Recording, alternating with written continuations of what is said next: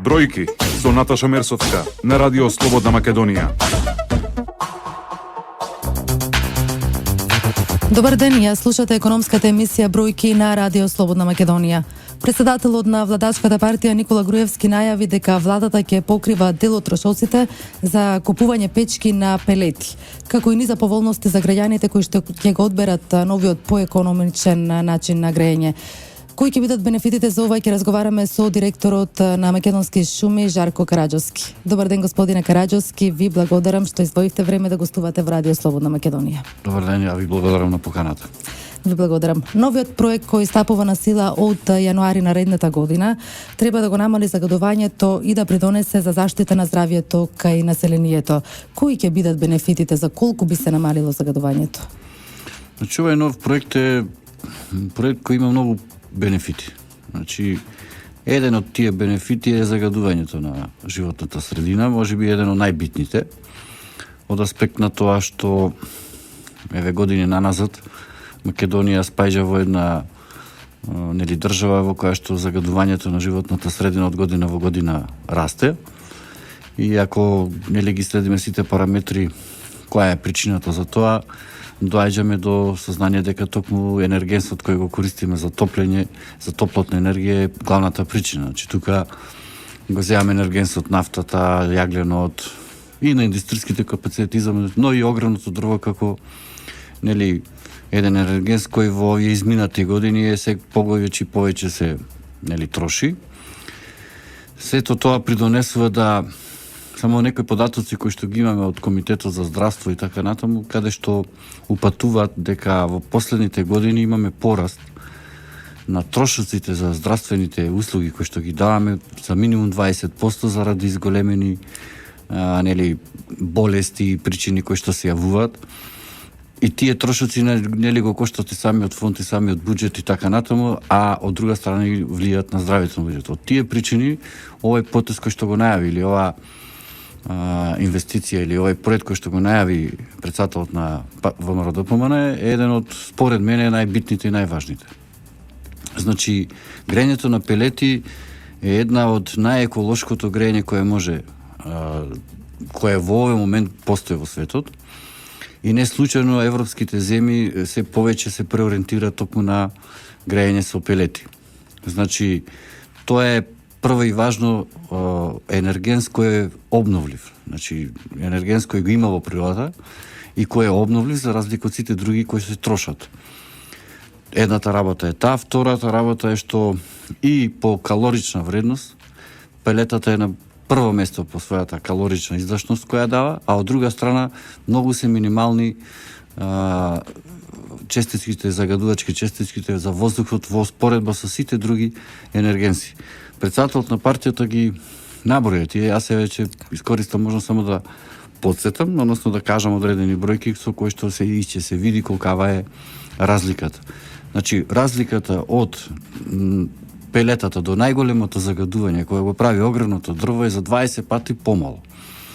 Ја ќе го кажам тоа низ бројки, значи кај пелетата факторот на загадување изнесува 14.400 мг на киловат час. Кај нафтата ова вредност е 54.000 мг, кај јагленот е 1.454.400 мг на киловат час, или 100 пати повеќе споредено со пелетите, а кај дрвата е 2.502.000 мг. Односно 20 пати повеќе. Што значи огромна разлика. Огромна е разликата. Тоа е главната причина поради која што и самиот председател на партијата го изнесе како еден од поважните проекти кои што нормално ќе следат по изборот на владата, на кој што треба да се фокусираме сите, а особено Македонски шуми, на кој што на некој начин е главниот носител на целиот овој проект. Значи, и ова е делот само кога зборуваме за заштитата на животната средина, тоа само дел во делот на загадувањето од чадот, кој што го слободува. Но на второто, која исто така битно е заштитата на шумскиот фонд, кој исто така игра голема улога во заштитата на животната средина или голема улога при здравјето на самите луѓе, бидејќи да не забравиме, шумата е таа која ни ствара кислород, шумата е таа која не штити и од поплави и од разни други невремиња и неприлики, И заради начинот со кој што со пелетата се доаѓа до производство, значи самиот тој начин на стопанисување со шумата дава гаранција дека токму шумскиот фонд ќе се зачува во онаа форма која ќе биде обновлива и која ќе биде и уште повеќе со поголем прираст кој што нели ќе го зголемува шумскиот фонд, а со тоа и здравјето на граѓаните. Државата ќе покрива 70% за набавка на печките за пелети. Што ќе значи ова во бројки? Колку би заштедиле граѓаните? Значи, председателот на партијата кажа дека овој проект содржи 3 сегменти. Значи, јас ќе се пробам да ги кажам поедноставно. Значи, едно е субвенционирање на печки, каде што процентот е до 70% од цената на самата печка која изнесува. Значи, тоа е еден сегмент на субвенционирање. Втор сегмент на овие се печки за домаќинство. Втор сегмент е исто така субвенционирање на печки или системи за грејање кај колективно загревање. Тоа се сите оние институции, јавни предпријатија, здравствени установи, градинки, училишта и така натаму, кои што сега се на некое централно грејање, кое се грее или на нафта, или на дрва, или така натаму, или на јаглен, кое што сето тоа ќе биде заменето со со пелети, каде што таму учеството на субвенционирањето е до 1 милион евра годишно и тоа субвенционирање ќе трае 4 години, што би требало најмалку според проценките кои се направени да се направи едно такво колективно загревање за најмалку 40.000 метри квадратни простор во овој период од 4 години, што не е малку, што е доста солидно и сигурно дека тоа нема да запре со 4 години, тоа понатаму ќе одиме во комплетно.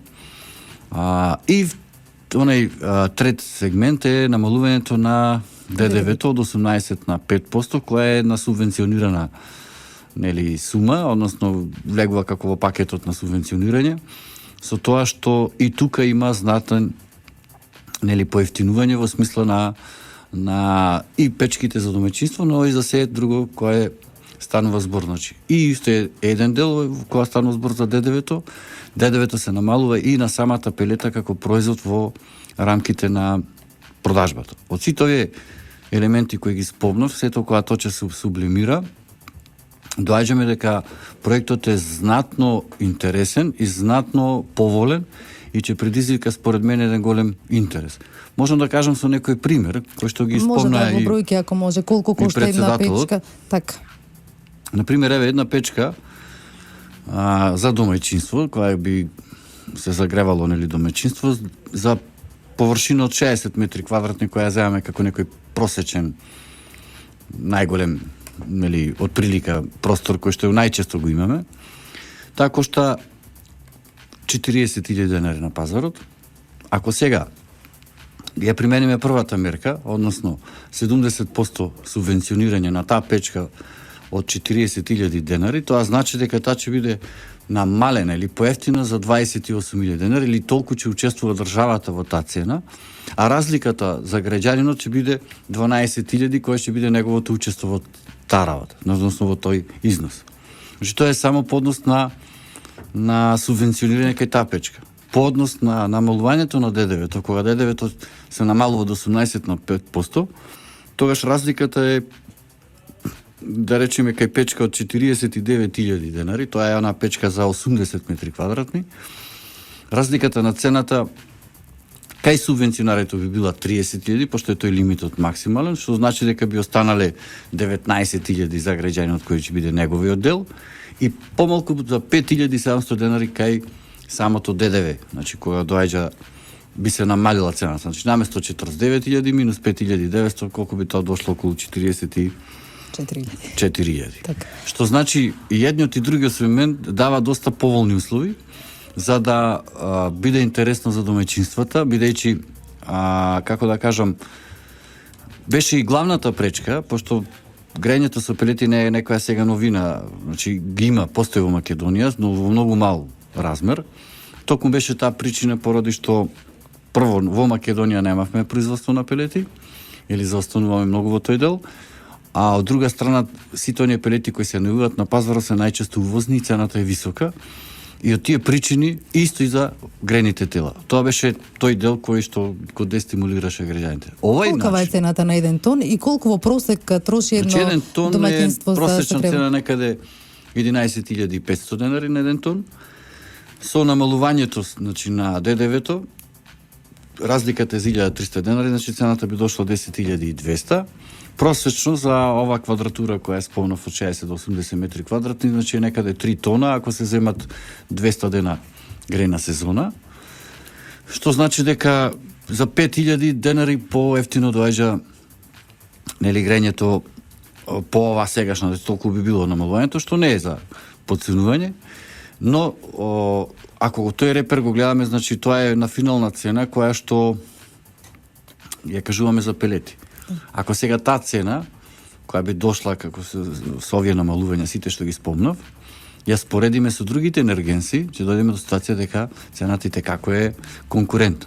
Значи, ајде се тргнеме само од огреното дрво, значи просечно во месецот се трошат во зависно од овај простор, значи некаде да се загрее тој простор во нормални услови, би требало 2 до 3 кубика, што помножено по 2700 денари, да кажеме, би дошло некаде околу 7-8 или до 9000 денари.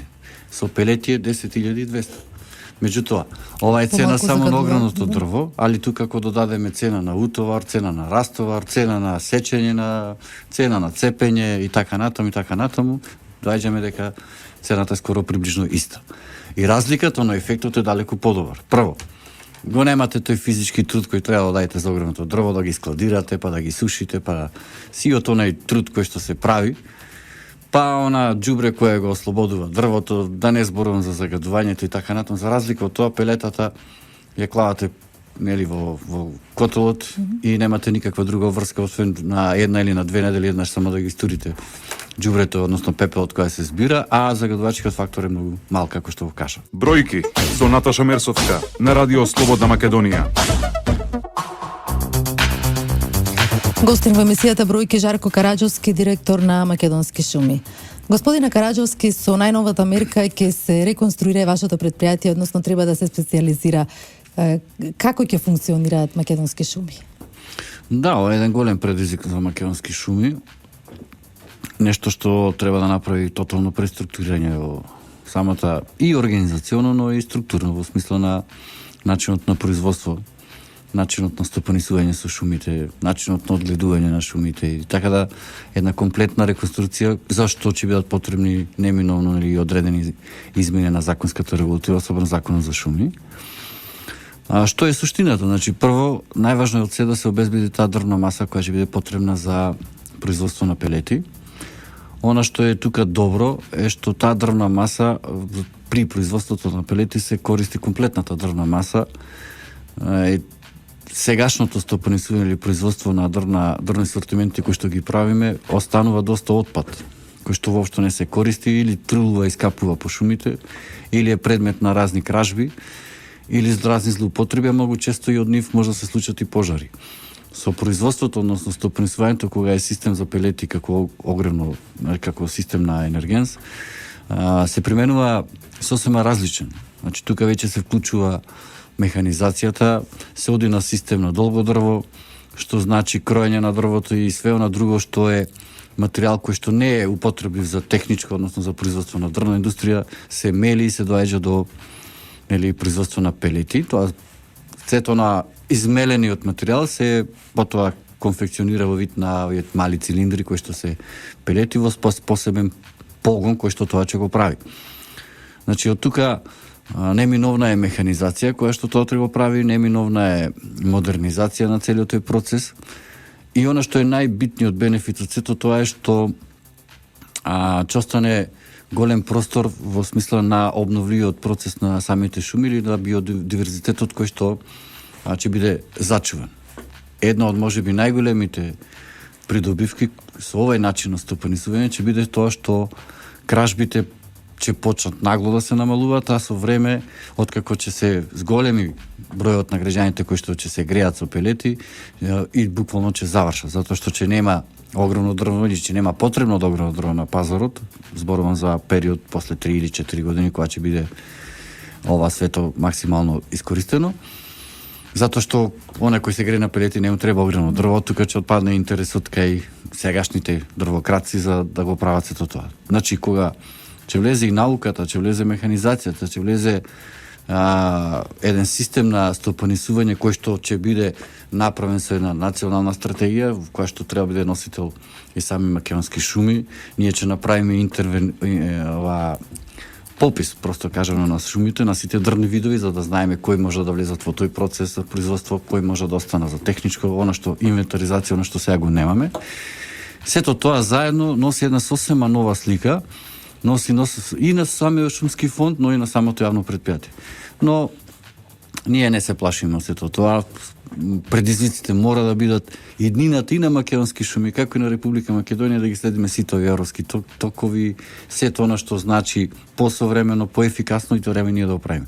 Заборави само да кажам дека во рамките на сето ова има и проект Македонски шуми да направи еден погон или една фабрика која што ќе произведува пелети во рамките на јавното предпријатие. Таа сигурно нема некакви проблеми. Не Во овој аспект очекуваме финансиски проблеми, нова механизација ќе значи тоа. Да, недвижниот тимот го имаме. Значи тоа е една голема улеснување, значи во него само треба да се стави едно дел на малку реконструирање и да се набават машините. Работната рака имаме, ќе ги направиме тие преквалификации све што треба.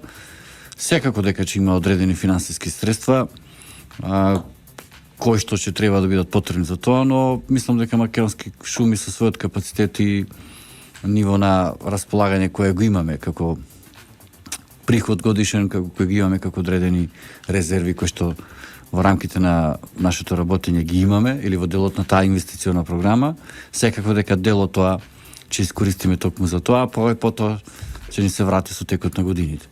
Значи тоа морам да напомнам дека тој програм, таа фабрика нема да биде доволна за да ги задоволи сите, но ќе биде еден коректив или еден катализатор за сите други кои што исто така има доста интереси за приватни иницијативи, за странски инвеститори кои сакаат да отворат фабрики за производство на пелети и затоа зборував дека треба да ги овозможиме сите тие услови од делот на стопанисувањето во шумата за таква намена.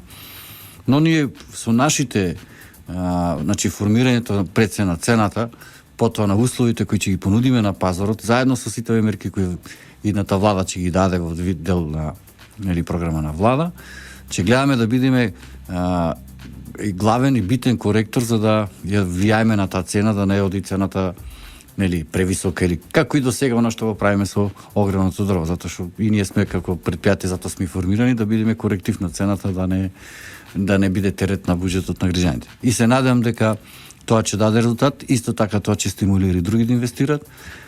Така да не очекувам некои посебни проблеми во тој дел. Тоа се нормални инвестициони проблеми кои што ќе ги заедно со помош на владата решиме, се надам, позитивно. Имате информација колку од популацијата во Македонија во моментов се грее на дрва и колку очекувате да искористат ваквата мерка за почеток? Па популацијата е доста голема. Значи за огромна дрва, особено со исклучок да речам на Скопје, како град секаде друго е доста висок процентот, или некаде на ниво на Република Македонија доаѓа скоро до 80% од граѓаните се греат на огромно дрво. Тој процент од година во година расте, бидејќи дрвото е најевтиниот енерген, значи во споредба со сите други е најевтин. И чак и оние кои се грееле били со парно или со нафта или со све, се преориентираа на огромно дрво, затоа што ние веќе 8 години ја немаме покачено цената на огромното дрво и тај е добар стимулан за тоа. Проценките колку граѓани, значи тоа тие показатели ги има од Државен завод за статистика, значи од 160 до 180 илјади семејства или некаде во метри кубни изразено скоро до 1.000.000 метри кубни годишно е потрошувачката или поборувачката на огромно дрво, што не е малку, ако имаме во предвид дека дозволивиот етат на шумите, значи на целиот шумски фонд годишно е 1.5 милиони за огромно дрво зборувам. Така да во тој дел, значи кога зборувам за 1 милион, учествува македонски шуми најмногу, но учествуваат и приватни шуми, дрво, дувоз, национални паркови, сите заедно се достигнува тој број до максимум. ефектот или бенефитот од оваа мерка очекувам дека ќе биде голем и дека ќе има огромен интерес. Јас мора да напоменам дека и овие денови кога не беше соопштена оваа информација од претседателот, имаше доста интерес заинтересирани и странски инвеститори, но и домашни кои се заинтересирани да влезат во процес на производство, но и граѓани кои што полека почна да се ориентираат од огромно дрво на пелети и да го купуваат овие пелети кои што сега се со оваа цена за која претходно разговаравме. И то најчесто го прават оние граѓани кои што имаат домашно парно грејење на некој начин или такви котли и го заменуваат огромното со пелетите. Според нивна математика која е правеле, доаѓа нешто поскапо зборувам со овие цени, но вика сосема е различна, значи и потопло и повеќе калории даваат.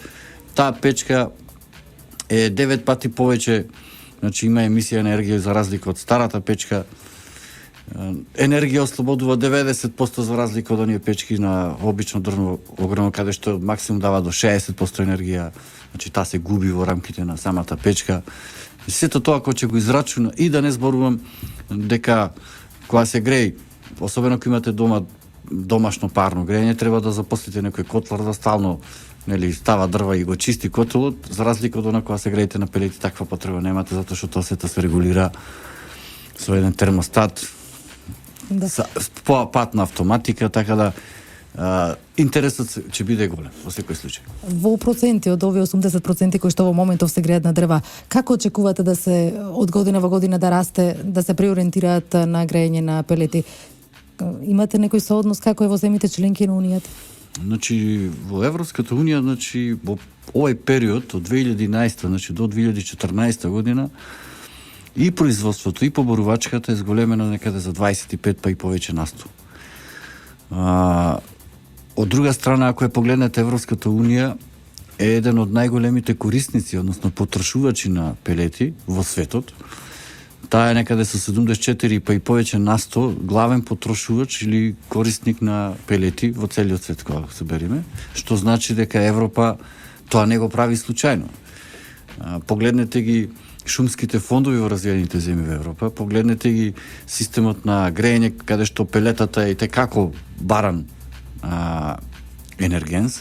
Јас можам да кажам, доаѓаат во македонски шуми често и претежно италијани, грци, турци и така натаму, кои што се заинтересирани за производство на пелети одека кај нас таа суровина да носат кај нив, затоа што имат недостаток во моментот на пелети, бидејќи се повеќе граѓани се ориентираат на грејење со пелети, бидејќи му е и економично, значи во делот на цената, и сите овие бенефити за кои што претходно зборувавме.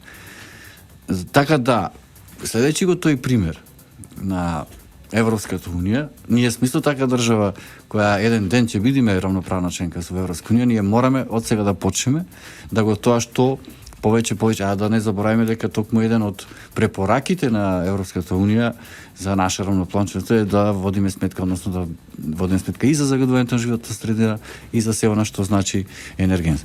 Така да интересот во секој случај граѓаните го знаат, тоа ќе биде и обострани за граѓаните и за самата држава, па чак и за Европска Унија. Моето последно прашање до вас, господине Караџовски, е до кога ќе се применува оваа мерка и колку пари ќе кошта целиот овој проект? Па вака се ние проектот колку ќе кошта пари, сега тоа треба да се израчуна. Ја лично не сум го правил тоа. Председателот излезе со бројка околу 14 милиони евра. Да, тој излезе со таква бројка. Тука веројатно таа бројка ги опфати сите овие три сегменти. Секако дека председателот на партијата ги има повеќе показатели. Ние можеме од аспект на македонски шуми да дојдеме до податокот на колку ние би бил нашиот удел во целата таа работа, и тоа сигурно ќе почнеме да го правиме, значи од процесот на самото производство па се до финализација. И она што е кажано дека овој проект е најавен да почне од 2017 година, да трае до 2020, се мисли да трае проектот со овие бенефити. Сигурно дека тоа нема да заврши до 2020 година, но до тој период би требало да го завршиме тој финален производ, да кажем на некој начин, каде што веќе ќе имаме и пелет на пазарот, а потоа самата влада ќе оцени дали ќе оди да го продолжи. Све ќе зависи од тоа какви ќе има реакции. Иако јас искрено се надам дека тој период од 4 години кој што е поставен како рок за целиот овој проект со сите овие субвенции и така натаму кои ги спомнавме, и како ќе предизвика интерес и мислам дека голем дел од граѓаните ќе се преориентираат на пелети, потоа нели ќе влеземе во еден редовен процес. Господине Крајчовски, јас ви благодарам што бевте гостин во Радио Слободна Македонија. Ви благодарам и јас. Бројки со Наташа Мерсовска на Радио Слободна Македонија. Во емисијата Бројки ви информирам и за најважните економски настани оваа недела. Се врати довербата во банките. Граѓаните за штедите кои ги извадија пред неколку недели повторно ги вратија назад. Гувернерот Богов со апел до нив да не веруваат во шпекулации. Девалвација на денарот не е можна. Ова што се случуваше беше реален стрес тест кој што банките покажаа дека можат да го издржат. А ударот беше навистина силен, но високата ликвидност на банките, добрата капитализираност, како и високото ниво на девизните резерви, релативно лесно се справија со овој предизвик.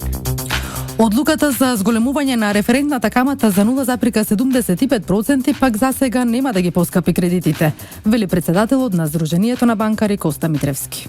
Ќе размислуваме да воведеме денарски депозит со поатрактивна каматна стапка, а во овој момент сепак правиме анализи и во овој момент не мислиме дека ќе ги покачиме каматните стапки на кредит.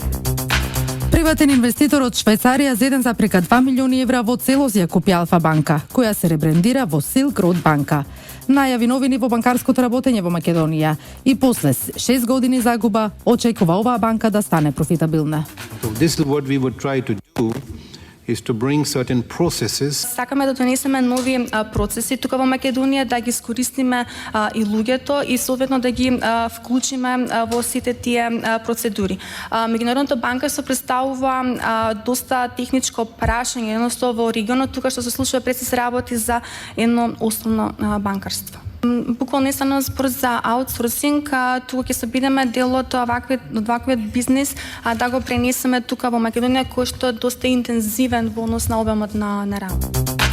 Државата доделува неповратни 4400 евра за лицата со инвалидност да започнат собствен бизнис. Огласот е во тек. Може да аплицираат сите лица со попреченост кои се невработени, информира владиниот портпарол. По функционирањето на самиот бизнис, по поминувањето на 9 месеци, предпријатието кое што е креирано врз основа на овој проект се здобива со можност и со право да добие еднократна помош од страна на државата во висина од 20 просечни плати, што представува дополнителна помош која што е во функција на развој на самата дејност. Компаниите веќе ги чувствуваат последиците од политичката криза. Велат дека нивните странски партнери ги откажуваат посетите на земјава, што значи дека се проблематизира подпишувањето нови договори за работа. Тоа ќе значи намалување на производството и инвестициите. Странските партнери поради моментот дека може би нашите компании нема да можат навремено и редовно да вршат испорака на договорените производи и услуги, затоа и не се одлучуваат да ја посетат земјата и значи да се финализираат оние договори кои што биле планирани и биле во тек. Канадски експерти ќе ги упочуваат домашните предприемачи да се справуваат со предизвиците во услови на политичка криза. Обуките ги спроведува Организацијата Македонија 2025, главно се наменети за младите бизнисмени. И идејата на инструкторите е директно, преку прашање, преку комуникација со овие предприемачи да видат што конкретно е нивниот проблем и секоја ситуација одделно да ја таргетираат и доколку можат да понудат некој соодветен совет. Пречките се состојат во неможноста да се стекне некаков пристап до светските пазари, но тие пречки сепак доаѓаат од недостигот на способност или вештини од аспект на комуникација, презентација, финансиско планирање. Тие ни се неколку идентификувани најслаби области кои што ги поседуваат македонските предприемачи. Холандската Symphony Solutions отвори своја канцеларија во Македонија. Инвеститорите планираат да креираат вкупно 200 работни места и велат дека земјата има огромен потенцијал во секторот за информатичка технологија. Среќен сум што еве се отвара нова инвестиција во Република Македонија, особено во вакви моменти на политичка криза, кога вложуваме трократни напори да ги убедиме инвеститорите да дојдат во Македонија. Ќе се отворат 200 нови работни места, 200 семејства ќе најдат екзистенција тука во оваа инвестиција. Интензивно се работи на гасификацијата, вели председателот на ВМРО ДПМН. Груевски истакна дека во 3 гасоводни краси се вложуваат 90 милиони евра и непоредно се работи на поврзување со гасоводи од соседните земји. Придобивки од гасификацијата ќе има стопанството преку поевтиниот енергенс, кој ќе ја подобри конкурентноста на производството, на крајниот производ и извозот на производи во странство. Има и за граѓаните, и тоа директно преку намалување на нивните сметки. И тоа за 7% поевтинување за оние кои се греат на дрво. Поевтинување за 35% за оние кои сега се греат на струја. Постапката за изнаоѓање на приватен партнер за гасификација на Скопскиот регион, односно 17 негови општини, е во длабока фаза. Две компании се наоѓаат во втората фаза на конкурентен диалог и согласно закон се вршат финалните разговори со нив. И се очекува дека по рачистувањето на политичките состојби ќе влеземе во финален избор на компанија за изградбата на дистрибутивните гасоводи во Западна и во Источна Македонија, односно регионите 2 и 3. Наскоро се очекува распишување на нова постапка. Лидерите од светската туристичка индустрија ќе ја промовираат Македонија како нова дестинација за атрактивен туризам. Македонија има многу да понуди на ова поле и буквално се погриживме нашите туристички агенции да ги представат сите оние работи кои што сметаме дека се потенцијален производ за понудување на странските туристи. И ќе видат параглайдинг во Крушево, ќе ги видат мечките во Маврово, качување на Галичица. Овде завршува уште една емисија бројки во продукција на Радио Слободна Македонија. Денеска 12 мај, со мен уредник и водител на емисијата Наташа Мерцовска, се Владимир Дамјановски и Дине Вучков техничка реализација. За нови содржини слушајте не и наредниот четврток во истиот термин. Јас ви посакувам убав ден. Бројки со Наташа Мерцовска на Радио Слободна Македонија.